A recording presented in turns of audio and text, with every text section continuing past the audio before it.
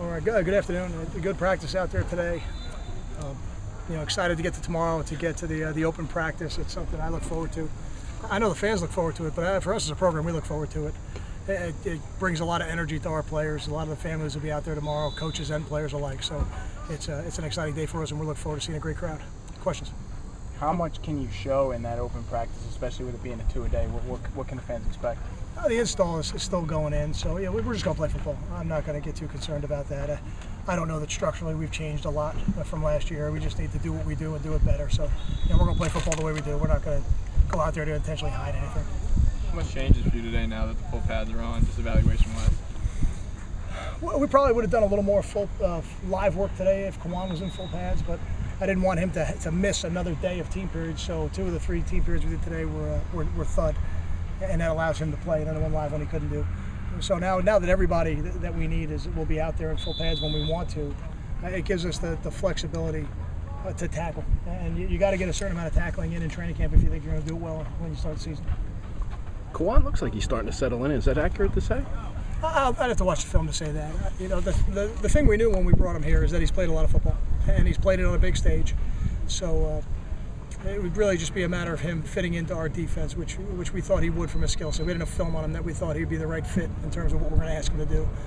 And now, there'll be a lot of things that go in. We still got quite a bit of the package on defense to install in terms of third down blitzes and first and second down blitzes as well. So all those things will take some time to get used to. But he certainly doesn't seem out of position right now. When the pads go on and the contact, does that change your evaluation toward the quarterbacks? Does it change the way you think? Well, the quarterbacks aren't live, but I think it does because I think the pass rush is a little more ferocious, and what's going on in front of you is more active when you're live, when you're in full pads. So I think that always helps. And now the last part for them, other than handling the situations, will be moving the ball and playing drives. We really haven't done that yet. We'll get into that over the next couple of days. Did you say a timetable for naming a quarterback? Yeah, I said at the beginning 7 to 10 days. I want to try and stick to that if we can. And ultimately, I'll make the final decision. And once I make it, it's going to be final. So, when I'm comfortable enough to make it, generally it's about 7 to 10 days. Kyle, you have a little more experience in your safeties than you do in your cornerbacks, I think, with Jacobs and Delon. And what does more fall on the secondary than more fall on the safeties than normal back there this year? It's kind of a case of more experience at safety with guys who used to be corners, if you want to say it like that. Those guys are always the quarterbacks anyway, just by virtue of where they're positioned on the field and the calls that they have to make. And I think you always rely on your older players to be the leaders, and guys like DeLon, a guy like Anthony Chaffee, we're going to rely on those guys. Is it crazy to think that those guys, I mean, I know this happens all the time, but that those guys are now the leaders? I mean, it doesn't seem like that long ago they were forced into the lineup that year, the American Athletic Conference year. It doesn't to me. It's the nature of college football. Your leadership is cyclical in college football, and now those guys are in their 3rd year. And what I've said all the time is that players who play as freshmen, those careers go fast. These guys are already on their 3rd year, and they're closing. They're on the back half already. So the players who play as freshmen, it goes a little quicker. Dorian, go ahead. Does this year feel any different? I mean, last year everybody made a big deal of you going into the Big Ten. Does this year feel any different? Well, what's different is there's just more familiarity, with the opponents. Although we have some coaches, that'll be different. There's a new defensive coordinator at Washington State. There's a new staff at Norfolk State. There's new staff at Nebraska.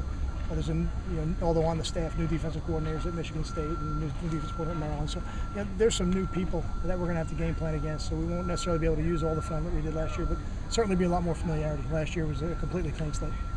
Dorian Miller, his performance after 4 or 5 days in camp, and your expectations for him the rest of the summer. I'm pleased. My expectations were high coming into training camp for him. He's somebody we've invested a lot of work in the last couple of years. We thought very highly of him when we recruited him, and he's worked really hard, and we've invested in him. Now, the next step for him, I'm anxious to see him finish this week and then Monday in the scrimmage. We're not at the scrimmage point yet, but as you guys know, when you go in the stadium, it's different.